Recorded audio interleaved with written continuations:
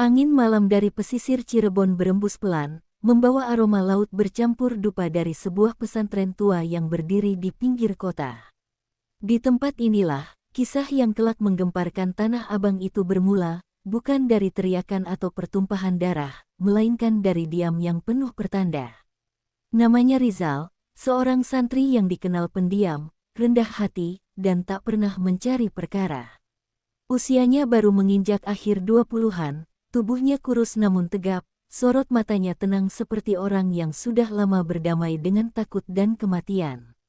Di pesantren, ia dikenal sebagai santri, sakti, bukan karena suka pamer kemampuan, melainkan karena terlalu banyak orang yang pernah merasakan akibat meremehkannya. Rizal adalah pemilik Brajamusti, sebuah pusaka yang namanya hanya dibisikkan di kalangan tertentu. Konon, pusaka itu bukan sekadar senjata, melainkan amanah. Tak semua orang sanggup memilikinya, apalagi menguasainya. Gurunya pernah berpesan, Brajamusti bukan untuk menang, tapi untuk menjaga keseimbangan. Jika kau pakai untuk amarah, kau sendiri yang akan binasa. Malam itu, setelah salat Isya berjamaah, Rizal dipanggil ke dalam kiai. Wajah sang kiai tampak lebih serius dari biasanya. Tanpa banyak basa-basi, beliau berkata pelan namun tegas. Zaman sedang bergerak ke arah yang gelap, Zal. Dan kau akan diminta keluar dari lingkar pesantren. Rizal terdiam. Ia tahu, keluar bukan berarti pergi biasa. Itu adalah tanda bahwa sesuatu yang besar sedang menantinya. Di sisi lain kota, ratusan kilometer dari Cirebon, Tanah Abang hidup dalam hukum yang berbeda. Di sana, hukum tertulis sering kalah oleh hukum jalanan. Dan penguasanya bukan aparat, melainkan seorang pria yang dijuluki Raja Preman. Namanya jarang disebut lengkap, orang-orang cukup memanggilnya Bang H. Bang H bukan preman biasa. Ia menguasai jalur distribusi, keamanan gelap, hingga penyelesaian masalah yang tak pernah masuk laporan. Tubuhnya besar, suaranya keras, dan masa lalunya penuh cerita yang berakhir di ruang gelap atau liang kubur orang lain. Banyak yang menantangnya, tak satu pun kembali dengan utuh, jika kembali sama sekali. Beberapa hari terakhir, nama Cirebon mulai sering terdengar di telinga Bang H. Bukan karena dagang atau proyek, tapi karena sebuah kejadian kecil, anak buahnya jatuh sakit mendadak setelah memeras seorang pedagang yang baru pulang dari ziarah di Cirebon. Sebelum pingsan, orang itu hanya sempat berucap, "Maaf, Bang, saya salah orang." Bang H tertawa saat mendengarnya. Tapi tawanya berhenti ketika kejadian serupa terulang. Dan lagi, naluri lamanya sebagai penguasa jalanan mulai terusik. Ini bukan kebetulan, ini tantangan. Sementara itu, di pesantren, Rizal bersiap. Ia tidak membawa banyak barang.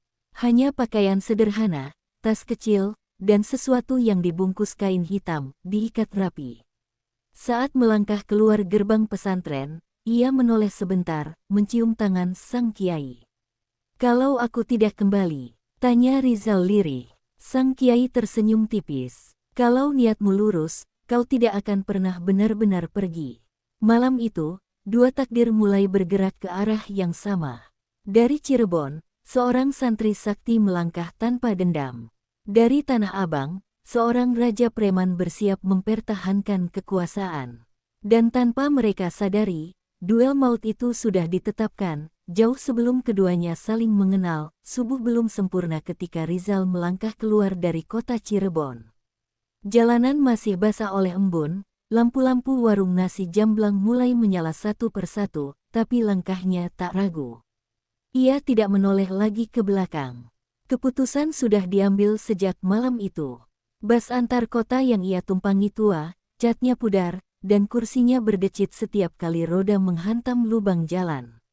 Rizal duduk di dekat jendela, memejamkan mata, bibirnya bergerak pelan melafalkan wirid. Yang hanya dia dan gurunya yang tahu. Di pangkuannya, bungkusan kain hitam itu tak pernah lepas, seolah memiliki denyut sendiri. Seorang penumpang tua yang duduk di sampingnya sempat melirik gelisah. "Mas, bawa apa? Kok rasanya dingin?" gumamnya tanpa sadar. Rizal membuka mata, tersenyum tipis. Hanya amanah, Pak. Insya Allah tidak mengganggu. Anehnya, setelah itu si bapak langsung tertidur pulas, seperti diselimuti rasa aman yang tak bisa dijelaskan. Bagi Rizal, ini bukan hal baru. Sejak kecil, energi di sekelilingnya memang berbeda. Bukan ia yang mencarinya, energi itu yang datang sendiri. Sementara bus melaju ke arah Jakarta, Tanah Abang justru sedang panas. Di sebuah bangunan tua yang dijadikan markas, Bang Ha membanting gelas kopi ke lantai. Pecahannya berserakan, tapi tak satu pun anak buah berani bergerak. Seorang preman bertubuh kekar tergeletak di sudut ruangan, wajahnya pucat, napasnya tersengal. Lu bilang ini cuma orang kampung. Hardik Bang Ha dengan suara berat. Anak buahnya menunduk. Iya, Bang, tapi setelah kami sentuh barang dagangannya, tangan kami panas, kepala muter, Bang Jeffrey langsung muntah darah. Bang Ha menyipitkan mata. Ia sudah lama hidup di dunia gelap, dan ia tahu betul perbedaan antara gertakan biasa dan sesuatu yang tak kasat mata. Ini bukan ilmu murahan. Ini kelas berat. Cari tahu, perintahnya singkat. Siapa orang itu? Dari mana asalnya? Dan, kalau perlu, bawa ke sini. Hidup atau mati. Perintah itu bukan ancaman kosong. Di Tanah Abang, kata-kata Bang Ha adalah hukum. Menjelang maghrib, bus Rizal memasuki Jakarta. Udara berubah, lebih pengap, lebih berat. Rizal membuka mata, napasnya melambat. Ia bisa merasakan aura kota ini, seperti gelombang liar yang tak pernah tenang. Banyak amarah, keserakahan, dan ketakutan bercampur jadi satu. Saat turun di terminal, seorang pemuda tak dikenal menabraknya sengaja. Maaf, Bang, ucapnya cepat, lalu pergi begitu saja. Rizal menoleh sebentar. Sentuhan barusan bukan sentuhan biasa. Itu semacam penanda. Ia tahu, ia sudah dipantau. Malam itu, Rizal menginap di sebuah musala kecil dekat pasar. Ia tidak mengunci pintu, tidak memasang perlindungan berlebihan. Hanya salat, duduk bersila, lalu membuka sedikit kain hitam yang membungkus pusaka itu. Udara di sekitarnya mendadak hening. Belum waktunya, bisik Rizal pelan. Aku tidak datang untuk menantang. Tapi kalau dipaksa, aku siap. Di tempat lain, Bang Ha berdiri di depan jendela markasnya, menatap lampu kota yang tak pernah tidur. Untuk pertama kalinya setelah bertahun-tahun, dadanya terasa tidak tenang. Ia tidak tahu nama Rizal, tidak tahu wajahnya. Tapi instingnya berteriak, orang dari Cirebon itu sudah masuk wilayahnya. Dan di dunia mereka, dua energi besar tak pernah bisa lama berdampingan. Pagi di Tanah Abang selalu dimulai dengan suara yang sama, teriakan kuli, klakson angkot, dan langkah cepat orang-orang yang hidupnya dikejar waktu. Rizal berjalan menyusuri lorong pasar dengan langkah tenang, seolah keramaian itu tak ada hubungannya dengan dirinya. Jaket lusuh menutupi tubuhnya, peci hitam meneduhkan wajahnya dari tatapan berlebihan. Namun ketenangan itu hanya di permukaan. Di balik hiruk-pikuk pasar, mata-mata Bang Ha sudah bekerja. 3 orang mengikuti Rizal dari jarak berbeda. Mereka bukan preman sembarangan, gerakannya rapi, komunikasinya singkat, dan tatapannya dingin. Ini tim yang biasa dipakai Bang Ha untuk penjemputan paksa. Target masuk Blok C, bisik salah satu lewat ponsel. Sendirian, nggak bawa senjata kelihatan. Rizal berhenti di depan kios kecil yang menjual air mineral dan rokok. Saat ia membayar, kaca etalase bergetar halus. Penjualnya mengernyit. Mas, kok merinding ya dari tadi? Rizal hanya mengangguk. Baca doa saja, Pak. Jangan ikut campur. Langkah Rizal berbelok ke gang sempit di belakang pasar, gang yang sengaja dipilih. Disinilah hukum jalanan bekerja tanpa saksi. Bau sampah dan air comberan menyengat, cahaya matahari terpotong oleh bangunan tua. 3 orang itu mempercepat langkah. Berhenti, Bang, kata salah satu dengan nada dibuat santai. Kami cuma mau ngobrol. Rizal berhenti. Perlahan ia menoleh. Kalau ngobrol, tak perlu bertiga, jawabnya pelan. Satu dari mereka tertawa kecil, lalu tanpa aba-aba mencoba memegang bahu Rizal. Detik itu juga udara berubah. Sentuhan itu seperti menyentuh besi panas. Orang itu menjerit, mundur sambil memegangi tangannya yang memerah. "Apa-apaan lu?" bentak yang lain sambil mengeluarkan pisau lipat. Rizal menarik napas panjang. "Aku sudah bilang, jangan sentuh." Pisau itu melesat cepat, tapi sebelum ujungnya mendekat, tubuh penyerangnya terpental ke dinding gang, seolah ditabrak sesuatu yang tak terlihat. Darah mengalir dari hidungnya. Ia pingsan tanpa sempat berteriak. Orang ketiga gemetar. Wajahnya pucat, keringat dingin bercucuran. Lu manusia apa?" Rizal mendekat satu langkah. Tidak mengancam, tidak marah. "Aku santri," katanya singkat. "Dan ini peringatan. Sampaikan ke atasanmu. Aku tidak datang untuk perang." Beberapa menit kemudian, gang itu kembali sunyi. Dua orang terkapar, satu lagi lari tunggang langgang membawa rasa takut yang akan menempel seumur hidupnya. Tak lama setelah itu, laporan sampai ke telinga Bang Ha. "Ada dua yang masuk rumah sakit, Bang. Satu nggak sadar, yang satu trauma berat," katanya, kayak ditabrak angin. Bang Ha terdiam lama, tangannya mengepal. "Santri, ya," gumamnya. "Berani juga dia injak Tanah Abang sendirian." Untuk pertama kalinya, Bang Ha tidak langsung memerintah dengan amarah. Ia justru menyuruh anak buahnya memanggil seseorang yang jarang ia temui, orang pintar langganannya, yang biasa dimintai nasihat kalau urusan sudah menyentuh wilayah gaib. Di sisi lain kota, Rizal duduk di musala yang sama seperti malam sebelumnya. Wajahnya tampak lelah, bukan karena luka, tapi karena beban takdir yang mulai menampakkan wajah aslinya. Ia membuka kain hitam itu sedikit lebih lebar. Logam pusaka di dalamnya berkilat samar.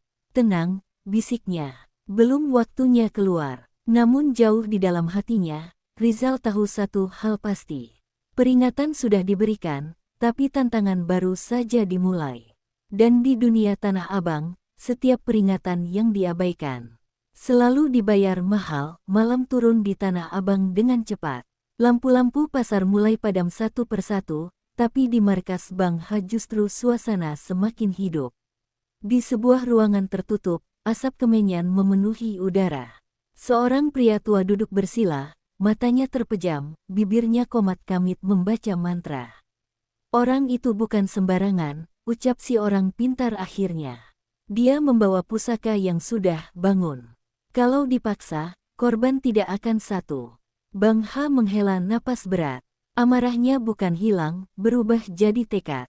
"Kalau begitu, kita pancing. Jangan sentuh dia dulu. Buat dia datang sendiri." Instruksi pun disebar. Anak buahnya mulai mengganggu orang-orang kecil, pedagang, tukang parkir, yang diketahui pernah berhubungan dengan Rizal. Semua dilakukan rapi, tanpa kekerasan berlebihan. Umpan halus, tapi kejam. Di musala, Rizal merasakan dadanya sesak tanpa sebab. Saat ia salat, bayangan wajah-wajah ketakutan muncul satu persatu. Ia tahu ini bukan firasat biasa. "Jadi ini caramu," gumamnya pelan. Malam itu, untuk pertama kalinya, Rizal mengikat ulang kain Brajamusti dengan simpul lama, simpul yang hanya dipakai saat jalan damai sudah tertutup. Di kejauhan, Bang Ha berdiri menatap jam dinding. "Datanglah, santri," katanya dingin. "Malam ini Tanah Abang mau lihat siapa yang sebenarnya berkuasa." Dan tanpa teriakan, tanpa pengumuman, malam itu pun dipilih. Hujan rintik turun saat Rizal melangkah masuk ke wilayah inti Tanah Abang. Tidak ada yang menghalangi. Justru terlalu sepi. Toko-toko tertutup, lorong gelap, dan langkahnya bergema sendiri. Ini bukan kebetulan, ini undangan. Di sebuah lapangan parkir tua, Bang Ha sudah menunggu. Tubuhnya tegap, tangan di saku jaket, wajahnya datar. Di belakangnya, belasan anak buah berdiri diam, tapi tegang. Tak satu pun bicara. Akhirnya, mereka saling menatap. Tidak ada makian, tidak ada ancaman. "Lu santri dari Cirebon?" tanya Bang Ha datar. Rizal mengangguk. "Aku datang biar orang kecil tidak jadi korban." Bang Ha tersenyum tipis, senyum orang yang sudah terlalu lama menang. di sini, yang kuat yang ngatur. Rizal melangkah satu langkah ke depan. Udara terasa berat. Beberapa anak buah Bang Ha mundur tanpa sadar. Kalau begitu, kata Rizal pelan. Kita lihat kuat yang mana. Hujan berhenti mendadak, dan untuk sesaat, Tanah Abang seolah menahan napas. Pertemuan pertama itu berakhir tanpa sentuhan. Tapi semua yang hadir tahu satu hal. Setelah malam ini, tidak ada jalan kembali. Belum sampai tengah malam, Bang Ha memberi isyarat. Tanpa aba-aba, dua anak buahnya bergerak cepat dari sisi gelap, menyerang Rizal dari belakang. Pukulan dan besi diarahkan tepat ke kepala, niatnya jelas, mengakhiri malam itu juga. Rizal tidak berbalik, langkahnya berhenti. Tanah di bawah kaki penyerang tiba-tiba terasa berat, seperti menghisap. Keduanya terjatuh keras, tubuh kejang, napas tersendat.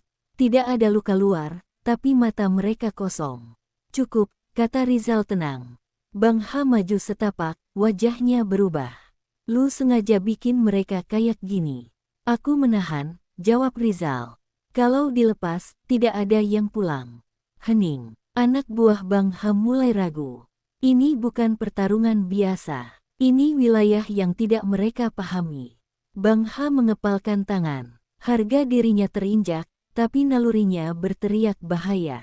Mundur, perintahnya akhirnya. Malam itu, dua orang dibawa pergi dengan tubuh gemetar. Dan Rizal tahu, penahanan ini hanya menunda, bukan menghentikan. Karena bagi Bang Ha, kekalahan kecil adalah alasan untuk balas dendam besar. Setelah penarikan mundur, Tanah Abang tidak kembali normal. Terlalu tenang, terlalu rapi. Bang Ha mengunci diri di ruang belakang markas. Telepon dimatikan. Anak buah dilarang bertindak tanpa perintah langsung. Ini tanda bahaya bagi siapapun yang mengenalnya. Di hadapannya, orang pintar yang sama kembali duduk bersila. Wajahnya pucat. Kalau duel terjadi besok malam, katanya lirih. Salah satu dari kalian tidak akan keluar sebagai orang yang sama. Bang Ha mengangguk pelan. Yang penting, jangan aku. Di sisi lain kota, Rizal berwudu dengan air dingin. Ia salat lebih lama dari biasanya. Setelah itu, ia membuka kain braja musti sepenuhnya. Cahaya redup memantul di bilah pusaka. Tidak menyilaukan, menenangkan, tapi tegas. Kalau ini memang jalan terakhir, bisiknya. Jaga aku dari niat kotor. Angin berdesir. Lampu musala berkedip sebentar. Malam itu, dua orang mempersiapkan hal yang sama dengan cara berbeda. Satu dengan ambisi, satu dengan penyerahan diri. Dan ketika fajar menyingsing, hari penentuan sudah dipilih tanpa bisa dibatalkan. Malam turun tanpa bintang. Tanah Abang gelap, seperti sengaja dikosongkan. Di lapangan sempit bekas gudang, Bang Ha berdiri di satu sisi, Rizal di sisi lain. Jarak mereka tak sampai 10 langkah. Tidak ada hitungan, tidak ada aba-aba. Bang Ha bergerak lebih dulu, pukulan keras, cepat, penuh niat membunuh. Rizal menangkis dengan satu tangan, tubuhnya bergeser ringan. Benturan itu memantul aneh, seperti memukul kayu tua. Bang Ha terhuyung setengah langkah. Rizal membuka ikatan kain hitam. Braja musti belum terhunus, tapi udara langsung berubah berat. Angin berputar pelan di sekitar mereka. Masih bisa berhenti, ucap Rizal singkat. Bang Ha menggeram. Di tempat gue, yang berhenti cuma yang mati. Ia menyerang lagi, kali ini membabi buta. Tanah bergetar saat kaki mereka menghantam. Anak buah di kejauhan mundur, sebagian menutup telinga. Tekanan tak kasat mata membuat napas sesak. Rizal akhirnya melangkah maju satu tapak. Tanah retak tipis. Bang Ha terpaku, untuk pertama kalinya. Langit di atas mereka seperti menutup. Dan semua orang tahu, duel sudah dimulai, dan ini baru permukaannya. Napas Bang Ha memburu. Dadanya naik turun, matanya merah. Ia merasa seperti berdiri di hadapan sesuatu yang lebih tua dari kemarahannya sendiri. Namun harga diri mendorongnya maju lagi. Rizal menunduk pelan. Maaf, ucapnya singkat. Kain hitam itu terbuka sepenuhnya. Braja musti terhunus. Tidak ada kilat, tidak ada cahaya berlebihan. Bilahnya gelap, tenang, tapi membuat udara di sekeliling bergetar halus. Anak buah Bang Ha serempak mundur beberapa langkah. Lutut mereka melemas tanpa alasan jelas. Bang Ha menyerang dengan teriakan panjang, pukulan terakhir, seluruh tenaga, seluruh dendam. Rizal mengangkat Brajamusti setengah inci saja. Cukup, benturan tak terdengar keras, tapi dampaknya membuat Bang Ha terpental, jatuh berlutut. Darah merembes dari sudut bibirnya. Tangannya gemetar, bukan karena sakit, karena takut. Ia menatap bilah itu. Apa, lu? Bisiknya. Rizal berdiri diam. Yang kau lawan bukan aku. Hening menelan lapangan. Dan di saat itulah Bang Ha sadar. Pertarungan ini tidak lagi bisa dimenangkan dengan kekuatan jalanan. Bang Ha masih berlutut. Tanah dingin menempel di telapak tangannya. Amarahnya habis, yang tersisa hanya napas berat dan rasa kalah yang belum pernah ia kenal. Rizal menurunkan Brajamusti perlahan. Bilah itu tidak menuntut darah. Ia menunggu keputusan. Kalau aku lanjut, kata Rizal tenang. Malam ini kau selesai. Bukan mati, lebih buruk. Bang Ha mendongak. Matanya berkaca. Untuk pertama kalinya, ia tidak bicara sebagai raja. Terus, pilihan gue apa? Lepaskan Tanah Abang, jawab Rizal singkat. Hentikan penindasan. Atau aku yang mengakhiri semuanya. Hening panjang. Anak buah menahan napas. Bang Ha akhirnya menunduk. Kepalanya menyentuh tanah. Gue kalah. Rizal menutup kain Brajamusti kembali. Belum, katanya pelan. Kau baru saja diberi kesempatan terakhir. Malam itu, kekuasaan Tanah Abang retak, bukan oleh darah, tapi oleh keputusan. Dan semua yang menyaksikan tahu. Sejak detik itu, Bang Ha tidak akan pernah sama lagi. Keesokan harinya, Tanah Abang terasa berbeda. Pedagang kecil berani bersuara, anak buah Bang Ha terlihat cemas, dan jalanan tidak lagi dipenuhi teriakan. Kekuasaan yang dulu mutlak, kini goyah. Bang Ha duduk di markasnya sendiri, menatap meja kosong. Ia sadar, tidak ada yang akan menakut-nakutinya lagi seperti dulu. Anak buahnya mencoba menghibur, tapi tatapan mereka penuh was-was. Sementara itu, Rizal sudah kembali ke musala kecilnya. Pusaka Brajamusti tetap terbungkus rapat. Ia tidak mencari ketenaran. Ia tidak butuh ucapan terima kasih. Yang ia lakukan hanyalah memulihkan keseimbangan. Kabar duel menyebar cepat. Orang-orang membicarakan santri dari Cirebon yang datang sendirian dan mengalahkan Raja Preman. Beberapa menambah bumbu, tapi semua setuju, ini bukan cerita biasa. Bang Ha hanya diam, menatap kota yang dulu ia kuasai. Ia tahu satu hal, sesuatu telah berubah selamanya. Beberapa minggu setelah duel, Bang Ha tidak lagi mengatur Tanah Abang dengan amarah. Ia mulai mendengar anak buahnya, memberi kesempatan pedagang, dan bahkan menahan diri dari kekerasan yang dulu biasa ia lakukan. Kekuasaan tetap ada, tapi cara menggunakannya berubah. Rizal kembali ke Cirebon. Pesantren menyambutnya seperti biasa, tapi ia membawa aura yang berbeda, tenang, tapi lebih tegas. Brajamusti tetap tersimpan rapi, bukan untuk menakuti, tapi untuk mengingatkan, kekuatan yang benar adalah yang menjaga, bukan menghancurkan. Beberapa santri bertanya tentang duel itu, tapi Rizal hanya tersenyum. Kadang jalan damai harus ditempuh dengan tegas, katanya singkat. Kota kecil Cirebon kembali hening, tapi kabar keberanian santri itu mulai menjadi legenda. Tidak karena kekerasan, tapi karena ketegasan dan kebijaksanaan. Bulan-bulan berlalu sejak malam duel itu, dan Tanah Abang tidak lagi sama. Mereka yang dulu hidup dalam ketakutan perlahan mulai berani berbicara. Pedagang kecil mulai menuntut haknya, pengendara jalan merasa lebih aman, dan anak buah Bang Ha mulai menilai kembali loyalitas mereka, bukan hanya kepada kekerasan, tapi kepada prinsip dan keadilan. Bang Ha sendiri mengalami transformasi yang tak pernah ia bayangkan. Tubuh besar dan tatapan dinginnya tetap menakutkan, tapi kini ada kesadaran yang jelas, kekuatan tanpa kendali hanyalah kehancuran.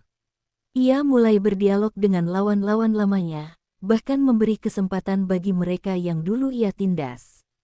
Tanah Abang tetap keras kepala, tapi ada keseimbangan yang baru. Orang-orang mulai menyebutnya raja yang belajar menghormati batas. Sementara itu, di Cirebon, kehidupan Rizal kembali normal, tapi normal di mata dunia luar. Di pesantren, ia menjadi panutan tidak hanya karena kemampuan sakti, tapi karena bijaksana dalam menggunakan kekuatan. Santri muda datang untuk belajar, bukan sekadar ilmu agama, tapi juga tentang mengendalikan diri, menghadapi tantangan, dan memahami bahwa kekuatan sejati bukanlah untuk menguasai orang lain, melainkan menjaga keseimbangan. Kisah malam duel itu perlahan tersebar dari mulut ke mulut, dari kota ke kota, dari pedagang kecil hingga tokoh jalanan. Mereka yang pernah mendengar nama Rizal menjadi takut sekaligus kagum. Cerita tentang santri yang datang seorang diri, membawa pusaka legendaris, dan mengubah Raja Preman menjadi lebih bijaksana, membuatnya menjadi legenda hidup. Orang-orang mulai menyebutnya dengan bisik-bisik, santri Cirebon yang tidak hanya sakti, tapi juga bijak. Namun Rizal sendiri tetap rendah hati. Ia tidak pergi untuk menjadi terkenal. Ia hanya ingin mengembalikan keseimbangan. Setiap kali seseorang bertanya tentang Brajamusti, ia hanya tersenyum, menutup pusaka itu, dan berkata, "Yang penting bukan senjatanya, tapi niatnya." Di Tanah Abang, beberapa orang preman lama mencoba mengembalikan tatanan lama, tapi mereka gagal. Bang H, meski masih keras, mulai menyaring keputusan dengan hati-hati. Ia tahu satu hal yang dulu tidak ia sadari, kekuatan bisa menjadi bumerang jika tidak diiringi kebijaksanaan. Kisah itu menjadi pelajaran bagi banyak orang, bahwa ketegasan bisa mengalahkan kekerasan, dan satu orang yang benar-benar berani berdiri bisa mengubah kota. Dan meski waktu terus berjalan, nama Rizal, santri dari Cirebon, tetap dikenang sebagai simbol keberanian, kesabaran, dan kebijaksanaan yang tidak lekang oleh waktu. Beberapa tahun setelah malam duel yang mengguncang Tanah Abang, kota itu menjadi saksi perubahan yang tak terduga. Jalanan yang dulu keras kini memiliki celah bagi orang-orang biasa untuk hidup tanpa ketakutan. Pedagang kecil berani menuntut hak mereka. Anak buah preman menilai ulang loyalitas mereka, dan bahkan kelompok-kelompok gelap mulai berhati-hati dalam bertindak. Semua ini berawal dari satu malam ketika seorang santri dari Cirebon, sendirian, mengubah tatanan yang tampak tak tergoyahkan. Bang H, yang dulu dikenal sebagai Raja Preman yang menakutkan, kini menjadi sosok berbeda. Kekuatannya masih ada, tapi ia telah belajar bahwa kekuasaan bukan tentang menghancurkan, melainkan menjaga keseimbangan. Ia tidak lagi menindas tanpa alasan, dan keputusan yang diambilnya selalu mempertimbangkan dampak terhadap orang-orang di sekitarnya. Tanah Abang tetap keras, tetap liar, tapi kini ada hukum tak tertulis baru, hukum yang menekankan keadilan dan batasan. Orang-orang yang pernah meremehkannya kini menatapnya dengan rasa hormat baru, bukan karena takut, tetapi karena perubahan yang nyata. Di Cirebon, Rizal kembali ke pesantren. Hidupnya tampak sederhana, mengajar, beribadah, dan melatih santri muda. Namun aura yang mengelilinginya berbeda. Ia bukan hanya santri sakti, tapi juga panutan kebijaksanaan. Brajamusti, pusaka legendaris yang pernah menjadi saksi duel maut, tetap tersimpan rapat.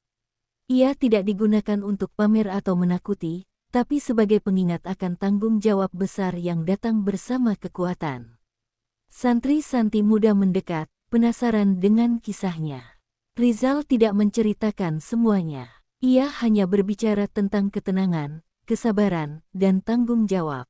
Namun cerita tentang malam duel dan keberaniannya tersebar di luar pesantren.